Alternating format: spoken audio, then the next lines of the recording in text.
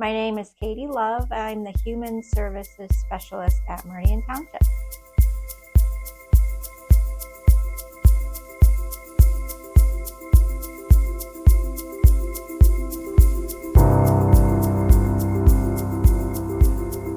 So Meridian Cares is a part of, it's under Meridian Township, and it's a program that we have here at the township. So within Meridian Cares, there is an emergency needs fund, and that helps our Meridian Township residents who may be evicted or have their utilities shut off. And then Meridian Cares will also host different events like coat drives, pantry, getting food drives. So just things, Meridian Cares is kind of the human services portion of Meridian Township that helps connect residents with needs in the community, with what they would need. It's any age. The only qualification is that you're a Meridian Township resident. So you would live in Hazlet, Okemos, or some of East Lansing is Meridian Township. And we have families with very small children, newborns to, people in their 90s, hundreds, so it encompasses all ages. The only restriction is your township resident. Really, any sort of event that would help bring awareness and of resources to our residents is something Meridian Cares would be a part of. Emergency Needs Fund is 100% donation based, so it's not funded by the township at all. There is a millage that the township, that this department receives, and that is just for my salary and operating expenses. So when someone donates to the Emergency Needs Fund, they can know that 100% of their donation is going to help emergency needs of our residents. There's not a ton of volunteering that we do yet as far as a program, but we do have a board. We have a community resource commission, and it's a board of 7. We meet once a month. And so if anyone would ever like to come to those meetings, and we talk about what's going on in the community, the needs of the community, events we can be a part of. But the biggest thing is donations, because that's what really, that's the only thing that keeps the fund going. If we run out of money, then we can't assist people. So Community Resources Commission is the commission where we support the CRC, we support the Meridian Cares.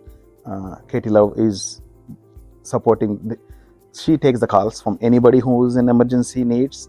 We have the phone number, and then Katie is the one who talks to the people, and then any time they need support, then they reach out to the commission, and we approve for once per year if they meet the criteria, and we approve so that's where the commission comes in. We approve the requests from the community. I work in information technology, where I work with different people. So then all along I work with people. I like working with people and then helping them. That's how I am. I'm always going talking to people and helping. Then out of all these commissions, where this is only CRC is more, I was interested, where that is connecting people. That's where it's directly working with impacting the lives of people when they need something. That is what connected me to CRC. We can make a direct impact on the emergency needs of people or anything. One more thing I like more about our commission and the Meridian Cares is during the Thanksgiving and Christmas, we go around and then we give the baskets, food baskets. That time, a lot of people are fortunate enough they cannot even have a Thanksgiving dinner, right? So I last year, that was first time I experienced it. I was went around and then given the baskets, food baskets for Thanksgiving and then Christmas. That was touching for me. So that was the one of the reasons where that's who I am. I try connect people and help. That's why I like what I do. I've been really involved in the community since I was young. My mom was really involved in local nonprofits, so I became involved. The thing that probably jump-started me to think about working for the township is when the Nob Hill fire happened in December of 22. When I was working at the church, I worked really closely with a couple of the people here at the township to create a free store for the victims of the fire. and we had it at the church, so people who were affected could come to the church and get any clothing items, kitchen items, linens, and that was really kind of jump-started me into thinking, I think I want to work in the township, and then didn't know how that would come about, but it ended up working out really good. Yeah. So what happens is somebody who finds themselves maybe being evicted or their lights are going to be turned off, a lot of them come find my number through 211, which is an online and a phone. It's a connection that the state has. So if you were to go to 211 and say, I need rental assistance, and put in our zip code, I would come up as a resource. So people call me and they say, could be many things. I've had job loss. I've had a health issue. Job loss is the big one. I have a car issue. Suddenly I couldn't get to work. Many things like that. And so we talk about what they are needing, what kind of step they are in the process. Are their lights scheduled to be turned off tomorrow? Things like that. If somebody has a scheduled shut off, let's say you have a scheduled shut off for next week, I can put a hold on your consumer's account, giving us time to try to find resources, which alone for a resident is like, okay, I can breathe, right? Because my electricity isn't going to be shut off immediately. But what this fund does is it kind of bridges the gap between when you're unemployed to when you can be employed again. Even if people are already hired, but it takes a couple of weeks to get your first paycheck. And if their electricity or rent is due, they can find themselves in a tough situation quickly. We have a lot of seniors who are on very fixed income.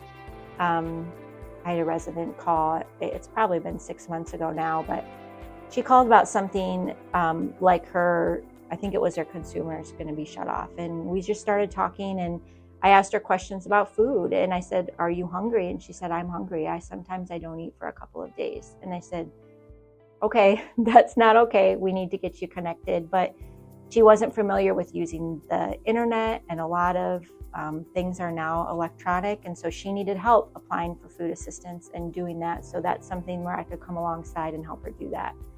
Our limitation is, as I explained, only the bus passes we can do. That is part of the commission. That's how commission was formed, and utility bills and any rent.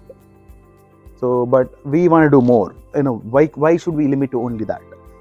We were talking that there is no shelter in our township. I was surprised that there is no homeless shelter in our township. So that's one thing. If we get more donations from people, then we can work with the board and see if they can do anything. So again, there is money, we can get approvals quickly. One goal that I had last year was to create a networking event for organizations, and actually I just have a date for that now and launched that. Keep forgetting the date. It's April 23rd, and it's going to be organizations that come together to network with each other. So whether it be a church, a nonprofit, a small organization, we're going to meet in the town hall, and we're going to talk to each other about how our certain organization helps people.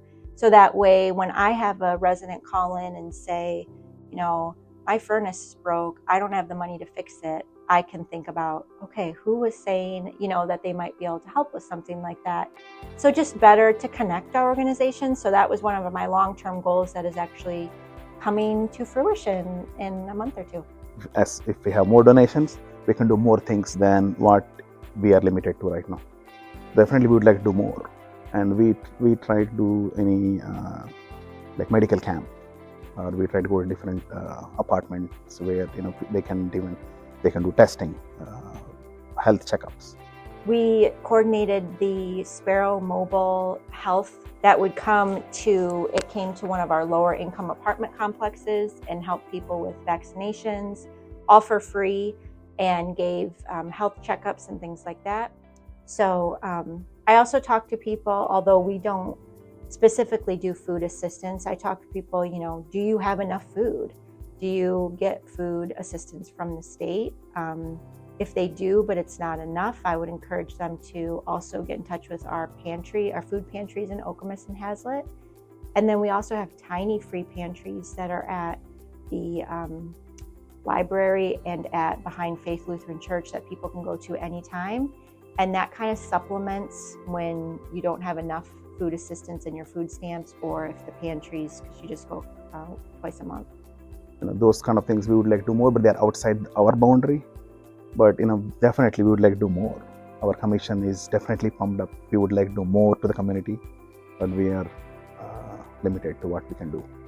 One family where they lost a job and then got separated as well at the same time, and they don't have money, and that person, then car broke down too. It's all the things happen in your life, right? Life comes at you like that. So then they come to us, and we help. And unfortunately, there's no shelter here. Also, we had to find through church, and then there's a hotel. We at least Katie works with different. We have connections here in the community, so we can help guide them to go through, at least get some temporary shelter until they figure it out, and then get a rent assistance and all those things. That was really touching. One person keep all these things keep happening to them. A lot of times health issues in people's family can, we had a family recently who had a young child with cancer, and they had 2 working members of the family, and all of a sudden one member of the family who was working was not able to work because they had to take care of this child and get them to appointments. And so the bills they were able to pay, all of a sudden they can't pay.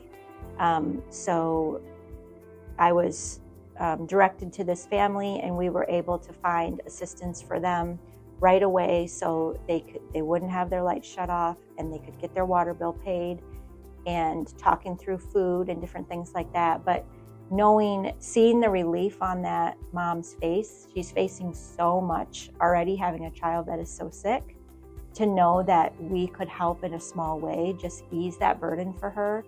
I might not have all the answers, but at least I can stop, plug the boat, so to speak, for a few, for a month or so. That's really always touching. We care about our people, and that's why we make the difference, and we want to make the difference in our people, our community. Even I've been, again, last 20 years I lived here. Even I did not know until last couple of years ago about this. Like me, a lot of people do not know about this. So this is unique, as we have this program here. So that's why we would like to more people to know about this, and then spread the word. That way people will get benefit if they need any emergency assistance, or donate, so that we can help more people. There's resources out there. Some people just don't know what they are, and I try to educate myself daily to know new resources. And different organizations get grants, and all of a sudden there's no program, and then there is a program. So just trying to stay up to date with what's available in the state. I think what we do here at Meridian Cares is so vital, and honestly, it's very rare. I don't know of any other township in Michigan who has what we have. When I Google online, I'll find like a place in Illinois or Indiana, but I don't know what people do if they don't have the support. And so this is huge for our township, and it's only available because community members donate.